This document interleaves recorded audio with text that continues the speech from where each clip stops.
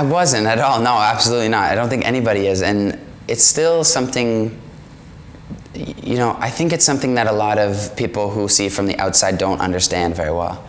And sometimes you see them all screaming and running and crying hysterically, and that looks crazy. But you guys maybe don't see the times when I'm just sort of in the lobby having a conversation with them about the music, about life, about how, you know, I could change and how that would help me, and how, you know, what they think. And they're so smart and so intelligent.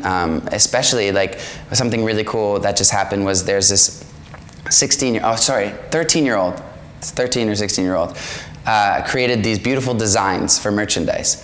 So we reached out to her and we asked her if we could buy the rights to the designs and, you know, kind of start this thing for her. And I think people underestimate them and how creative and how intelligent and amazing they can be at times. They're the reason, you know, us artists are where we are. We wouldn't be anywhere without them. You start to get used to it a little bit after you know, it's been a few years now, and I was like 15 when it all started. But it's definitely weird, you know. Never once do I like walk into a building and when someone recognizes me, does my brain go, oh yeah? It goes, oh what? And then, oh yeah.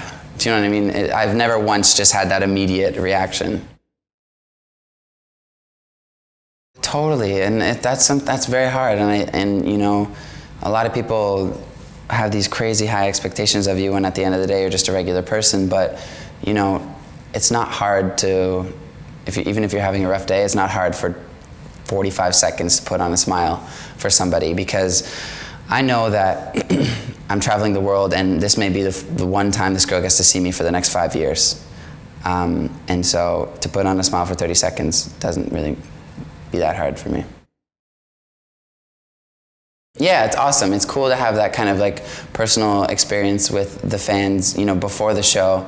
It can catch a vibe of like if they're very, you know, giddy and excited, or if they're more laid back and cool, kind of something that I can go into the show thinking like, all right, these fans are a bit older, maybe I should, you know, like say some more like older jokes, or do you know what I mean? I mean, not like I'm cracking jokes on stage all the time, I'm not a comedian, but you know, you get a good sense of where you are in the world.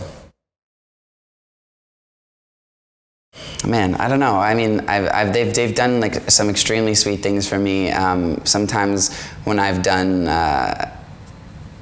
they get very like deep into my life, and they know like very specific things about me and about my friends. And one fan, which is really sweet, I don't know why this popped into my head, created like a book of a collage with me and one of my best friends, and it was just all about like what we've done in the past year together on tour and stuff. And that was something that I was like, oh my God, I didn't realize how cool this would have been to do myself. Thank you so much for thinking about that. And then obviously like when I'm on stage, especially now we have this B stage, I'll be playing piano, and I remember at Madison Square Garden, it was just like this unreal moment when I was singing Life of the Party, where I just took my ears out, and every single person in there is just like completely zoned in.